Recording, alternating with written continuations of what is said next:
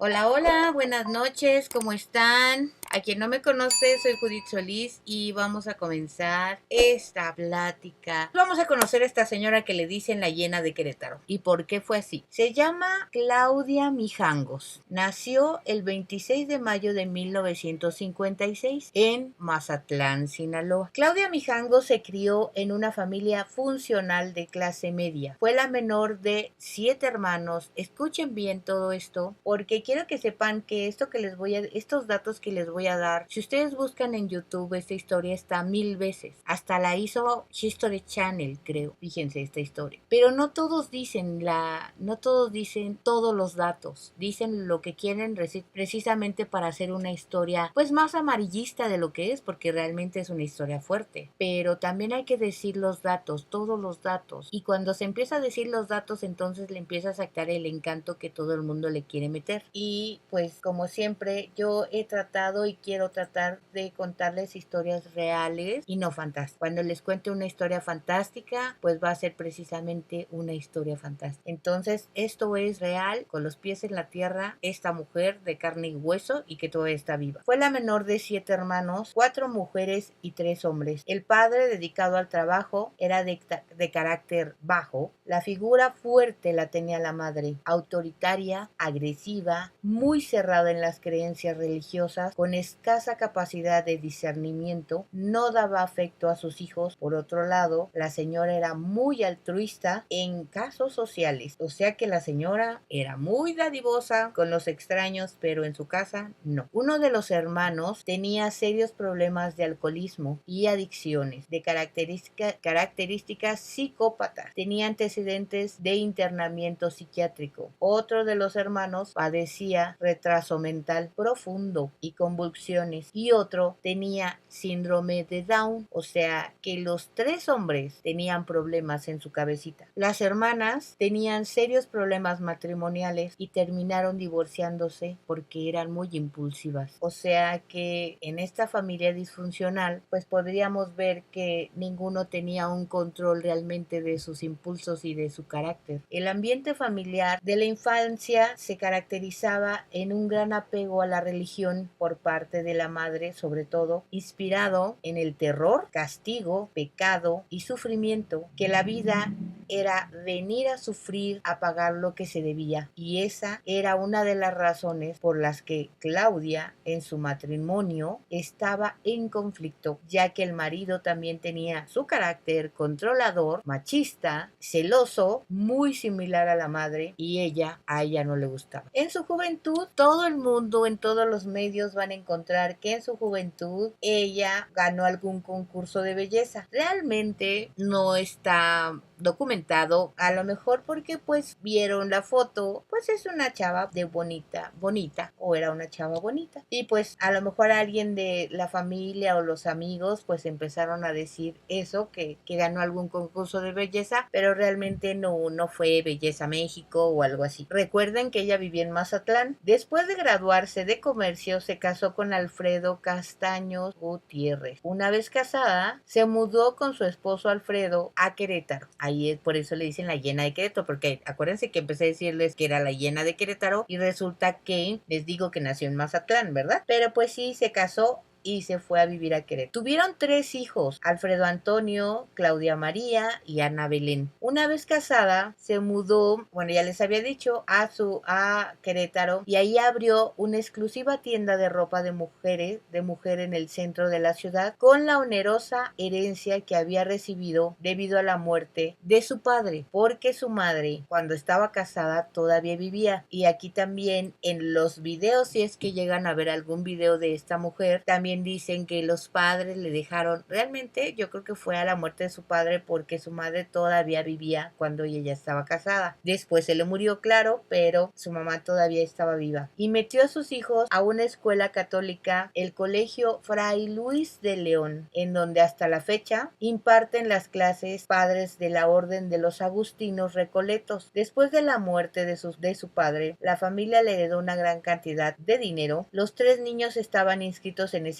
colegio católico y ella trabajaba como profesora de catecismo. Fíjense fíjense lo que les estoy diciendo, que esta mujer es importante su infancia, lo que ella creía, lo que le inculcaron, así es de que realmente pues sí tenía muy arraigado eso en su cabecita. Todo era perfecto, con una familia bonita, estabilidad económica y sus hijos creciendo. Parecía que la vida le sonreía, por eso quería regresar a la comunidad algo de lo bueno que ella tenía. Claudia se acercó a la escuela de sus hijos y se acercó para dar clases de ética, catecismo a los alumnos, pero ahí conoció a un padre que se llama Ramón, un padre que era de 1,90 con ojos azules y del cual se dice ella se enamoró, así como lo escucha, se enamoró de un sacerdote. Y yo quiero pensar, después platicamos con este punto que pudo haber pasado con sus creencias. Claudia cada vez se alejaba más de su esposo y era habitual encontrarla en la escuela, en las clases de catecismo. Al padre Ramón tampoco le era indiferente y comenzaron un romance, o al menos eso apuntan versiones, porque la escuela jamás dijo nada al respecto, pero tampoco lo negó. Únicamente la arquidiócesis de Querétaro tramitó el cambio del padre Ramón después de los acontecimientos. Así es de que dijeron: padrecito, vámonos de aquí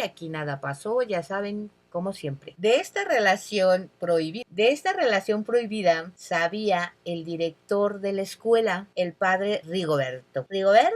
Tanto así que habló del tema con el mismo padre Ramón y con el esposo de Claudia, que va de chismoso y que le dice. El padre Rigoberto le recomendó a Alfredo que él fuera quien se quedara con la custodia de los niños, no su madre. Al parecer, después de estas advertencias o pláticas que tuvo el padre Ramón con el director de la escuela, él ya no quiso continuar con el idilio que mantenía con Claudia. También le pesaba demasiado la traición a los votos que había hecho cuando se ordenó de sacerdote. Pues, o sea, ya después de haberlo hecho, ahora resulta que muy arrepentido, ¿verdad? Pero pues es normal. Por toda esta complicación, el padre Ramón decidió terminar con la relación. Claudia no lo tomó nada bien. Lo buscaba, lo seguía, diría años más tarde el padre Rigoberto. A esto es importante mencionar que la madre de Claudia había muerto 8 meses antes, por eso les decía que obviamente pues cuando Claudia se casó su mamá todavía vivía. Entonces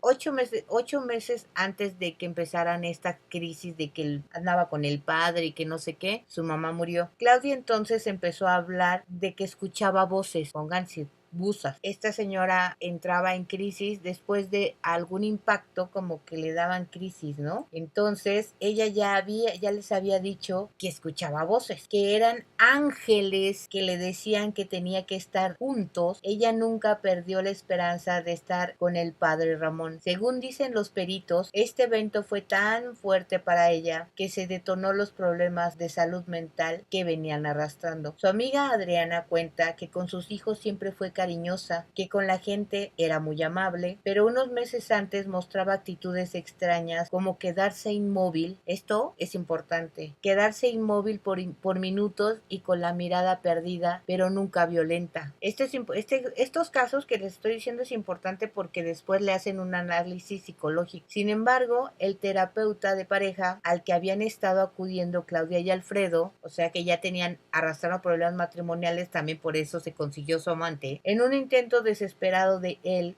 de recuperar su matrimonio, contó que sí había advertido conductas violentas en Claudia, pero nunca pensó que escalaran tanto, pues eran durante la terapia en donde los dos discutían y se levantaban la voz. El terapeuta les recomendó que se divorciaran, por lo dañada que estaba su relación. Un episodio de violencia que había ocurrido por parte de Claudia fue la vez que a medianoche sacó a Alfredo al patio de la casa y lo dejó ahí en calzones por horas. Órale, sáquese.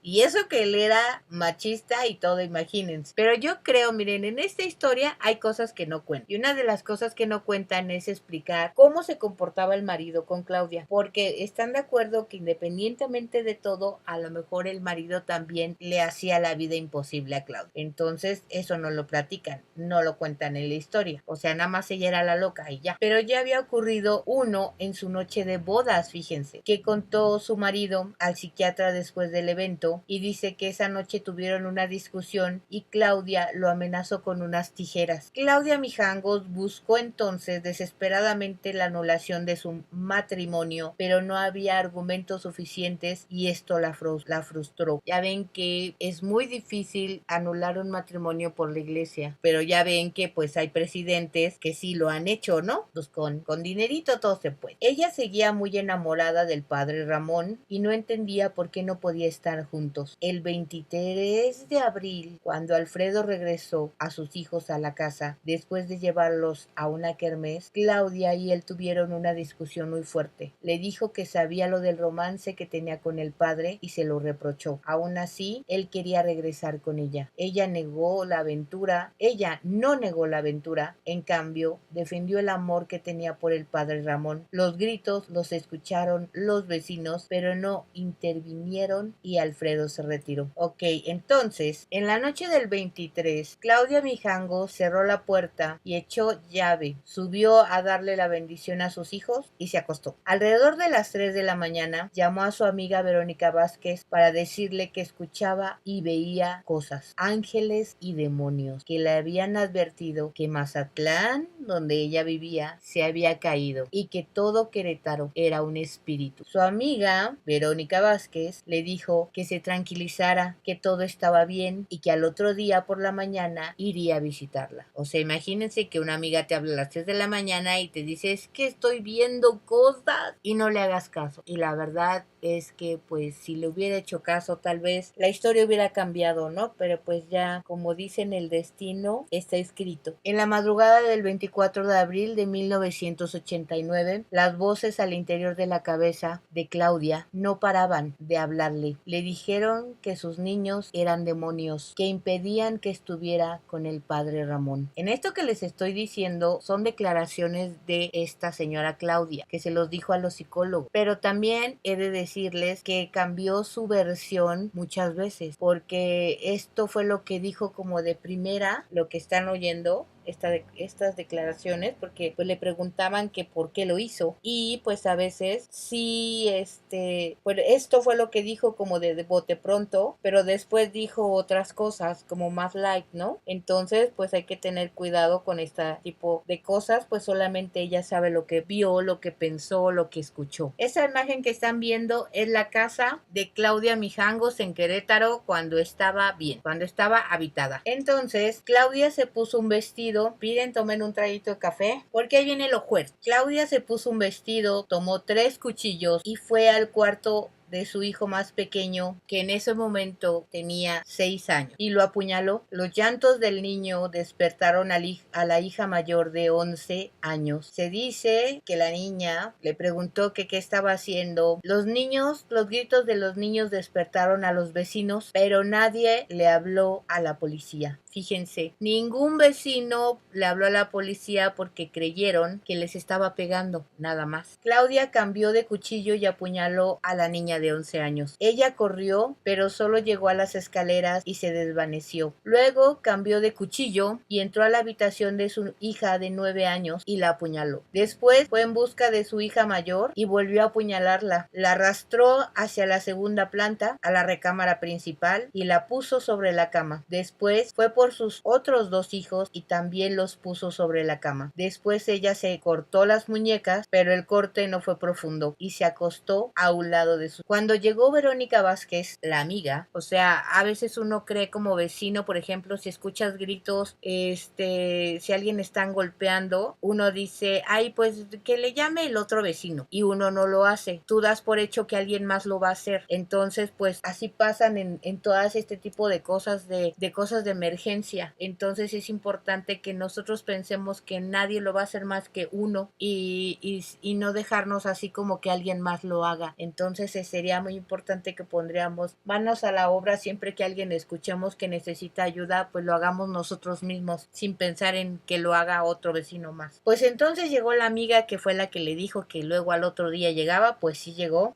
Cuando llegó Verónica Vázquez aproximadamente a las 8 de la mañana a la casa marcada con el 408 de la calle Hacienda Vejil de la colonia Jardines de la Hacienda, tocó la puerta y la recibió Claudia con el vestido lleno de sangre. La dejó pasar y cuando llegó a la recámara le preguntó a Claudia qué había pasado y ella le dijo que los niños se llenaron de catsup. Al ver la horrible escena, llamó a la policía y al padre de los niños. Los policías al llegar a la casa se presentaba una escena que parecía sacada de una película de horror. El piso de la sala y las escaleras que iban hacia la planta alta estaban manchadas de sangre, al igual que el pasillo entre la recámara principal, la recámara del pequeño Alfredo, la recámara de las niñas y el baño. Los investigadores afirman que por lo menos había 10 litros de sangre distribuidos por la casa. La puerta de la alcoba estaba entreabierta y el cuadro que se ofrecía a los ojos era aterrador. En la esquina de la recámara, sobre un sillón, 2 cuchillos de cocina, uno de 40 centímetros y otro de 33, ambos con cachas de madera de color café, limpios. Un tercer cuchillo de 31 centímetros se halló en la recámara de las hermanas Claudia y Ana Belén, caído sobre la alfombra y lleno de sangre. Claudia estaba acostada al lado de los niños con el vestido cubierto de sangre y con un cuchillo junto a ella. Los peritos indicaron que fueron al menos 3 horas las que duró el ataque contra los menores. Al llegar los policías la despertaron y la enviaron al hospital por estado de shock que presentaba. En el hospital, después de horas, cuando despertó, agentes ministeriales empezaron a preguntarle qué había pasado. Ella solo decía que tenía que ir por sus hijos a la escuela, que la dejaran ir. Mientras tanto, las autoridades retuvieron a Alfredo, creyendo responsable de los hechos en un principio. Declaró lo que él sabía. Los había llevado un día antes, en la noche después de la kermés, a la casa de su madre, Claudia Mijangos. Claudia fue interrogada 3 días después y no recordaba lo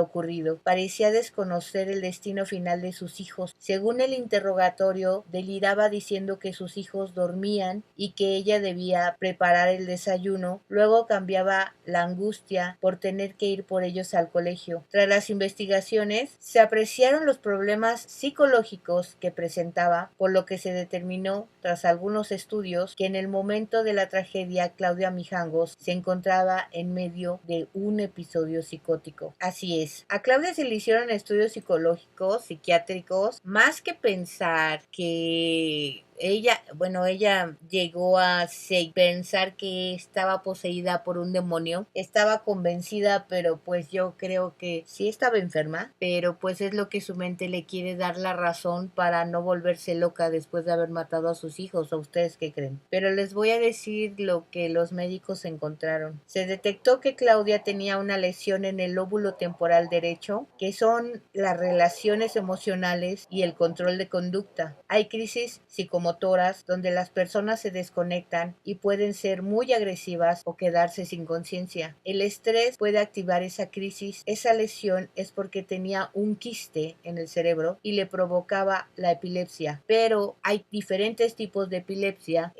Las epilepsias no nada más son cuando te dan convulsiones. También una epilepsia es precisamente quedarte viendo a la nada, o sea, quedarte sin hacer nada, perder el conocimiento. También tenía un trastorno mental. Comentó su hermana que Claudia, cuando se sentía frustrada, tenía crisis de ira. Esto dicho por el psiquiatra Dr. Héctor Rocha, que estuvo estudiando el caso de Claudia en los mismos momentos en que se hizo la valoración. Mijangos enfrentó su proceso en el penal de Querétaro. Finalmente, el 19 de septiembre de 1991 fue recluida en el anexo psiquiátrico del Centro Femenil de Readaptación Social de Tepepan, al sur de la Ciudad de México. El juez le interpuso una sentencia, la más alta que se puede dictar en ese tipo de casos, de 30 años. ¿Ustedes creen que esa era la más alta? 30 años le dieron a esta mujer, nada más. Al cumplirse la sentencia, o sea que le dieron 30 años, eso fue en el 91. Al cumplirse la sentencia, Claudia Mijangos recobra su derecho a la libertad. Sin embargo, debido al dictamen que se hizo sobre el caso, ella no podía salir del hospital psiquiátrico donde pasó más de la mitad de su condena si no hubiera nadie que acudía a firmar su documento donde se haga responsable de ella y lo que pueda hacer. O sea que solamente podía salir si alguien de su familia se hacía responsable de ella. Y según ellos decían que hubo muchísimo tiempo, muchísimos años que nadie la iba a visitar, pues obviamente su mamá ya había muerto, sus hermanos estaban mal y las únicas que daban eran sus hermanas y pues ella estaba sola porque al final creo que fue una tía la que fue a firmar para que ella pudiera salir de la cárcel. El 24 de abril del 2019, señoras y señores, en el exterior del penal ya la esperaban dos personas, aparentemente sus familiares, quienes llegaron al lugar a bordo de una camioneta Mazda CX-7. La mujer, vestida de azul y con el cabello rubio, subió sus pertenencias a la cajuela de la camioneta y posteriormente abordó el vehículo y se retiraron. Claudia dio una entrevista, señoras y señores, así es, fuera de la cárcel. Se la dio a la cadena BBC de Londres. Y miren lo que dijo: no me arrepiento de nada de lo que hice en el pasado. No me arrepiento por la sencilla razón que yo no cometí ese crimen. En ese momento algo muy poderoso se apoderó de mí y fue quien realizó este terrible asesinato. Nadie sabe lo que sufrí y realmente pagué caro haber sido víctima de algo que se apoderó de mí. Tuve la mala suerte de ser la elegida para vivir esta terrible experiencia. Y la señora dice que va a hacer un libro sobre su historia. Ahora sí, ¿ustedes qué creen? ¿Qué dicen? Pues la señora sigue afirmando que ella fue víctima de alguien que se apoderó de ella. Pero pues si ella a estas alturas todavía dice eso, yo me pregunto muchas cosas con este tipo de declaraciones. Yo me pregunto muchas cosas. Yo entiendo que la señora no va a estar bien de su cabeza nunca, nunca, porque en el momento que ella acepte que ella los asesinó, porque al fin de cuentas no importa que según tu cabeza te haya poseído un demonio o lo que quieras, pero al fin de cuentas tú fuiste el objeto que mató a tus propios hijos. Creo que eso nunca le va a permitir volver en sí, tener razón, razonar lo que hizo. Nunca se lo va a permitir. Su cerebro va a seguir bloqueado porque si no, no estaría viva, yo creo. ¿Qué madre estaría viva después de haber matado a sus hijos? Por eso le pusieron la hiena de Querétaro. Es una mujer que está mal de su cabeza y que no creo, como les digo, que vuelva a razonar nunca jamás. Y hacer un libro ¿de qué? ¿De que ella fue poseída? ¿De que le hablaban los demonios? ¿De qué va a ser un libro? Realmente lo que hizo no tiene nombre y creo que sí está muy enferma y va a seguir enferma. Y con esas declaraciones de que yo no fue el diablo, o sea, es que sigue igual de loca. Yo les voy a hacer un cuestionamiento. Si ella estuvo propensa a que, perdone, con todo el respeto a la gente que piensa en eso, que eso es verdad. Pero yo me cuestiono, así como hay gente que cuestiona muchas cosas, el bien lo cuestionan, pues ahora yo cuestiono al mal. Si realmente ella fue poseída para matar a sus hijos, ¿por qué no la poseyó para matar a un recluso, no? Después, años después, cuando estaba en la cárcel. ¿Por qué no la poseyó y se volvió mala y se salió de la cárcel? Hizo otra locura aparte de esa. Entonces están de acuerdo que esta señora sigue loca, sigue mal de su cabeza. Todavía no razona que fue un evento que la hizo cometer ese asesinato y que debería de arrepentirse hasta los últimos días de su vida por lo que hizo. La declaran loca y por eso la meten al hospital psiquiátrico, no la metieron a un reclusorio y por eso la pena máxima que le daban porque estaba loca eran 30 años. Si le hubieran dado por homicidio por cada uno de sus hijos, pues yo creo que nunca hubiera salido de la cárcel. Ah, pero también aquí lo curioso es que hay datos importantes. Es que pues también el demonio le dijo, mata a tus hijos, pero también limpia los cuchillos, ¿no? Pero se le olvidó limpiar todo lo demás. Hay datos muy curiosos en este tipo de gente que cree en el demonio y en las posesiones. Porque, por ejemplo, yo también un día, en tono de burla, pero les voy a decir que yo también me pregunté lo mismo que se preguntaron unos tipos que hablaban de este tema de las posesiones, es que decían, ¿por qué las historias curiosamente empiezan a las 3 de la mañana? Y bueno, se supone que religiosamente tienen un sentido, bueno, o le dieron un sentido, supuestamente la gente que cree en estas posesiones de las 3 de la mañana, porque pues se supone que el Hijo de Dios, Jesús, muere a las 3 de la tarde y entonces como que lo contrario son las 3 de la mañana y por eso supuestamente los fantasmas se abren puertas, portales y bla bla bla, precisamente por eso. Entonces, yo me había preguntado, oigan, ¿y en el horario de verano qué hacen los fantasmas? ¿Se aparecen a las 3 de la mañana o a las 4? ¿Ustedes qué creen? ¿Es horario de verano? No creo que me tengo que esperar. Ya me adelantaron una hora, o sea que ahora me tengo que adelantar para aparecérmele a la gente. ¿O cómo ven? Cuando ustedes tengan una curiosidad y vayan a ver este caso de la hiena de Querétaro, bueno, van a ver un montón de cosas que lo quieren pasar precisamente de que ella sí fue poseída por un demonio. Pero como les digo, yo me hago esas preguntas. Oye, ¿y por qué el demonio nada más se acordó de ella para matar a sus hijos y no se acordó de ella para seguir dentro de ella donde pasaron los demás años? ¿O cómo se le salió el demonio? Díganme, no le hicieron un exorcismo, ¿eh? Pero pues pobre mujer, ¿verdad? Como les digo, va a ser difícil que su mente acepte que realmente ella fue, por estar enferma, ella fue la causa de la muerte de sus 3 hijos. Pero también recordemos que hay muchos asesinos que se hacen pasar por locos con las mismas historias de posesiones demoníacas para que precisamente no pisen la cárcel o no les den una sentencia tan fuerte. Y hay muchos casos de este tipo de asesinos y mujeres en México y en todo el mundo. Pero la verdad, la crueldad humana, que es de lo que yo también hago mucho hincapié, a veces es más grande que un demonio. A veces los demonios los traemos los humanos y hacemos cosas atroces, a lo mejor por enfermos, casi siempre por enfermos mentales. Y fíjense que a veces las personas comunes y corrientes pueden hacer tanto daño a otro ser humano, supuestamente están bien de su cabeza y sin embargo lo hicieron y participan por el simple hecho de ser crueles. Precisamente esa casa, pues le pusieron una barda a esa casa porque, o sea, la gente loca iba a hacer ritos, o sea, como locos. La verdad es que, no, ya, eso está horrible. La verdad, ritos satánicos y todo ese tipo de cosas, dices, ay, oye, o sea, ¿qué pasa con la gente loca? Que vayan y traten de jalar energías malas, porque ese tipo de energías sí son malas. Ni siquiera tendrían que hacerlo, ¿no? Como ven. Pues miren, cuando yo quiero investigar algo, sí lo hago así de pe a pa, veo varios videos, veo de todo y trato de quitar lo fantástico o las mentiras del caso, porque de verdad que hay cosas muy, muy locas. Miren, ahí está la casa. Ahí les muestro la casa. Así está ahorita. Le pusieron una barda para que ya no entre la gente loca, fanática, a estar haciendo tonterías. La casa toda está, grafiteada, destruida, para que la sigan llenando de basura. O sea, realmente puras cosas locas que hacen la gente, de verdad. Y pues ya para poder entrar, antes entraba la gente como si nada. Hay muchos videos.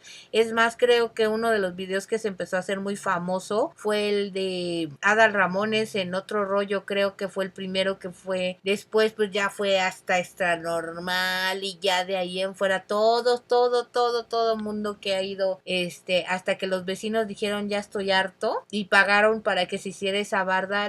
Ya no tiene ninguna entrada, ninguna puerta. Entonces la gente todavía se salta la barda para entrar y hacer sus locuras. Que yo espero que esos niños ya deben de estar en la luz, porque realmente un niño qué culpa tiene. O sea, no importa que te haya asesinado tu mamá o no, no te vas a quedar en este plano. Tu alma es pura, eres un niño. Ellos ya deben de estar en otra dimensión, en otra cosa mariposa. ¿Qué hicieron de malo para quedarse en esta tierra atados a una casa, no? Ese es mi razonamiento, no, yo no lo creo. ¿Ustedes creen que la mamá, ahora que ya está libre, va a regresar a esa casa? ¿Ustedes qué creen? Porque está loca, pero no creo que esté tanto, ¿o sí? Yo no creo que regrese a esa casa. ¿O cómo ven? Bueno, no, menos si pensando que hay demonios. Es la primera que piensa, según ella, que hay demonios. Y si de verdad en su cabeza existe esa probabilidad de que hay demonios, pues entonces debe de tener miedo. Porque, oye, pues el demonio la va a perseguir a donde quiera que vaya, ¿no creen? Pues muchas gracias. Luz y bendiciones para todas. Descansen. Adiós.